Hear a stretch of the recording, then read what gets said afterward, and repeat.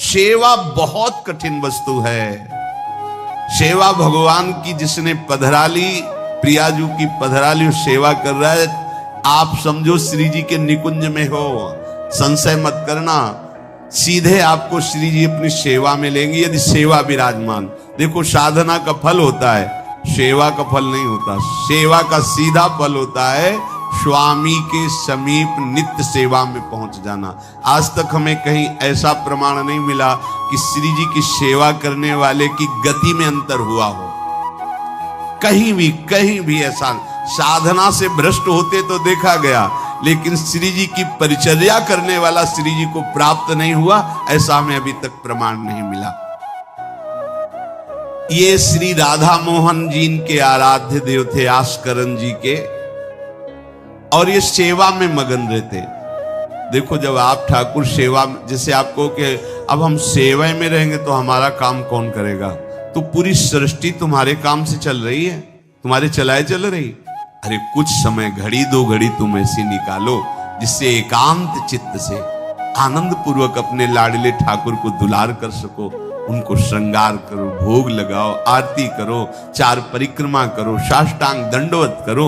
जीवन का परम लाभ है ये। पर नहीं, आप खाएंगे हलवा, गरम गरम पकौड़ी, चाय, और ठाकुर जी के सामने वो सफेद वाले दाना नहीं आते, चिरौरी रख दो अरे भाई तुम क्या कर रहे हो, चोरी कर रहे हो तुम। घर में ठाकुर विराजमान, घर के मालिक विराजमान, हमें जल्दी ऑफिस जाना है, गरम गरम परेठा ये वो सब, और ठाकुर जी के सामने। हम तो देखते हैं जैसे कोई ठाकुर जी के दर्शन कराने के लिए लाता है तो 4 टाफी, वो भी प्लास्टिक से लिपटी हुई, मतलब देख केवल ले, खा भी नहीं सकते हो क्योंकि प्लास्टिक लगी हुई, ऊपर कवर एकदम ऐसे रखे हुए हैं। वो बोले हमारे लड्डू गोपाल हैं। जब गोपाल हैं तो टॉफी खोल पाएंगे क्या? अगर आपको टॉफी ही पवाली है तो आप खोल करके सुंदर एक कटोरी में रख करके थे, ऐसे 4 दाने चिरौरी रख दिए, कटे हुए मिश्री के टुकड़े रख दिए।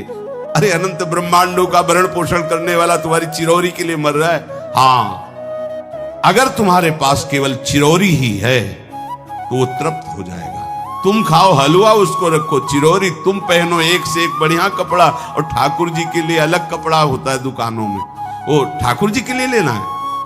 सत्यनारायण की पूजा की सामग्री गांव में जो परचून की दुकानें होती हैं कस्बों में, उनमें अलग होती है। बोले सुपारी देना, तो बोले पूजा के लिए, बोले हाँ, वो सड़ी सुपारी का अलग बैंक होता है, वो पूजा के लिए जाएगा। प्रभु के लिए तुम ऐसे चिरौरी रख देते हो। वो नारियल भी जिसमें पाली लो, देखो ना कथा, सत्यनारायण की कथा करनी, हमें नारियल दे दो। वो सूखा नारियल जो किसी काम में ले जाएगा वो सत्यनारायण के पास जाएगा। वो कपड़ा टून का ना पहन सकते हैं, ना ओढ़ सकते हैं, ना बिछा सकते हैं, ना पोछा लगा सकते हैं, वो ठाकुर जी के लिए बलिहारी है श्रद्धा। तो भी ठाकुर जी भी ऐसी व्यवस्था करते हैं, ना पहनने लायक ना ओढ़ने लायक, ऐसा तुम्हें नया जीवन देंगे, जरूरत ही नहीं पड़ेगी कपड़े की, घूमो वैसे ही। हाँ, जरूरत ही नहीं पड़ेगी, अन्य योनिया है नहीं, कोई जरूरत नहीं है, घूमो। इसलिए सावधान, भगवत सेवा का तात्पर्य है उत्तम भोग लगाए मोर मरकट को से। स्वामी जी महाराज परम विरक्त, वैराग्य की चरम सीमा स्वामी श्री हरिदास जी, लेकिन उत्तम भोग लगाए ठाकुर जी को। उत्तम तुम्हारे पास जो कुछ है उसमें सबसे बढ़िया भोग बनाओ। धन्ना जी के पास बाजरा की रोटी भी पूरी नहीं थी कि भरपेट पाले, तो 1 रोटी रोज ठाकुर को रखते। आधी ठाकुर जी पाते थे, आधी आप पाते। सुदामा जी के पास कौन सा माखन मिश्री था, वो तंदुल जो पछोरने से बाहर निकलते हैं, किसी काम में नहीं, वो लेके गए थे। ठाकुर जी पाते हो कहते आज मैं तृप्त हो गया। सबरी जी के पास क्या था?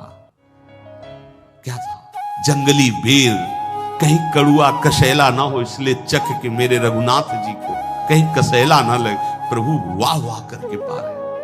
विदुरानी जी ने कौन सा 56 भोग पवाया? केले के छिलके, भाव दशा में डूबी हुई। देखो हमारे ठाकुर को कुछ नहीं चाहिए, भाव से समझिए। ये बिहारी जी को 4 घंटे बैठने के लिए 10-10 लाख रुपए का फूल बंगला निकले, काम थोड़ी चलाया जाता है।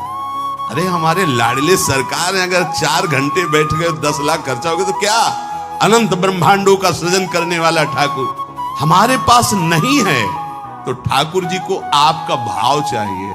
और आप तो सो बढ़िया पलंग में, और ठाकुर जी को एक छज्जा में विराजमान किए, छज्जा में ऐसे उतर नहीं सकते,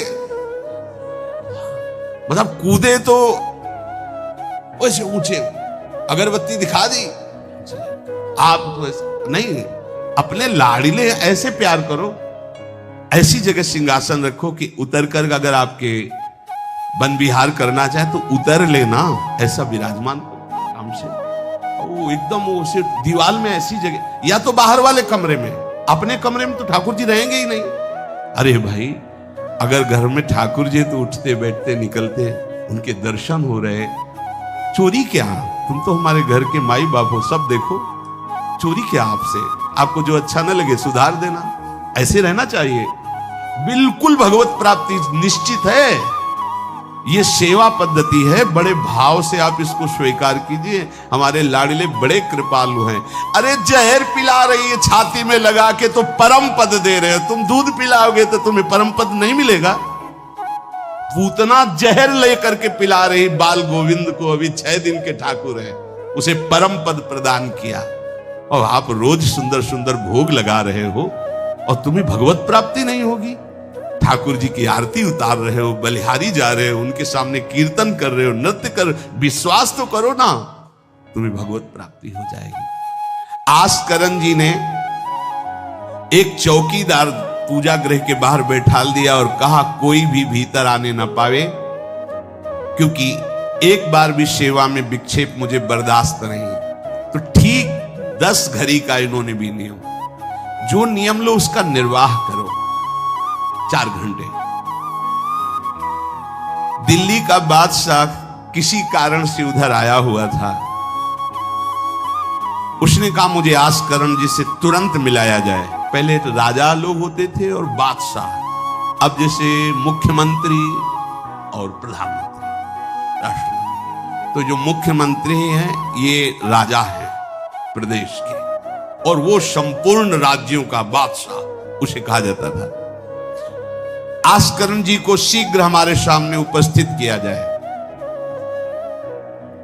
प्रार्थना की कि महाराज असंभव, इस समय आस्करण जी महाराज अपने ठाकुर जी की सेवा में हैं और उनका आदेश है 4 घंटे कोई हमसे बात ना करे।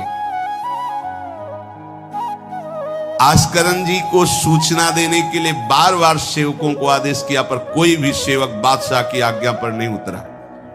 हम अपने राजा से ऐसा नहीं प्रार्थना कर सकते। 4 घंटे। बादशाह को बहुत कष्ट हुआ कि हमारी आज्ञा का उल्लंघन।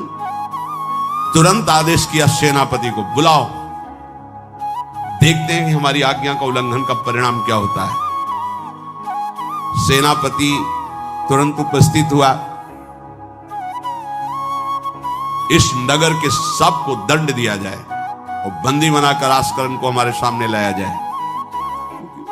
बादशाह है, अब अहम तो विराजमान है ही है, कोई परमहंस थोड़ी है कि अहंकार लीन हो गया है। बताया गया कि ठाकुर सेवा में, भगवत आराधना में 4 घंटे उनके पास कोई सूचना नहीं पहुंचाएगा। बादशाह की आज्ञा का उल्लंघन करने के कारण सब सैनिक जितने थे दब रहे थे। महाराज की तो आज्ञा है कि सूचना न दो, पर यहां तो सब गड़बड़ हो रहा है। बादशाह ही नाराज हो गया। बड़ी घबराहट पूरे नगर में फैल गई और पूरे सैनिकों में फैल गई। ये नरवरगढ़ ग्वालियर से दक्षिण में है। आस्करण जी ना शिकार खेलते थे, ना किसी को दंड देते थे, बस केवल भगवत सेवा, नाम जप, नाम कीर्तन, पूरे नगर को सब सुविधा, सबके घर में ठाकुर सेवा, सबके यहां नाम कीर्तन सुनाई देना चाहिए। जिसको जो जरूरत हो राज दरबार से ले जाए। किसी को लग सकता है अगर ऐसे बढ़ता रहेगा तो राज खजाना खत्म हो जाएगा। नहीं, अज्ञान से तुम सोचते हो। एक बार पूज्य पादुड़िया बाबा के यहाँ 500 लोगों का भोजन बना। अब वहां उत्सव में 5000 से भी अधिक लोग आ गए, तो जो सेवक जन थे, भंडारी थे, भाग के आए, बाबा अब तो बहुत ही हानि हो जाएगी, क्योंकि सब लोग आ गए, 5000 के लगभग लोग हैं और 500 का ही भोजन बना है। बाबा जी ने कहा घबराने की जरूरत नहीं, गए अपना ऊपर का चला ऐसे डाल दिया जो रसोई बनी हुई थी, बोले इसे खोलना नहीं, बस बांटते जाओ। सब पा चुके, जितना बना था ना, भगवत प्रताप। हरिराम व्यास जी की बेटी का ब्याह, रात्रि में बारातियों के स्वागत के लिए एक से एक सुंदर पकवान बने हुए थे, क्योंकि जिनके चेला मधुकर शाह राजा थे उनके पास कमी क्या, सब सुविधा। हरिराम व्यास जी ने सोचा ये संसारी आदमी इतने सुंदर सुंदर पकवान पाएंगे, ये तो ठीक नहीं है। वृंदावन के संत जन लेंगे तो अपने ठाकुर का भोग लगाएंगे, पाएंगे, कीर्तन करेंगे। कोतवाल को बुलाया वृंदावन के और कहा सब वैष्णव जनों को कह दो कि तुरंत आ जाओ, रमनिया ले जाओ।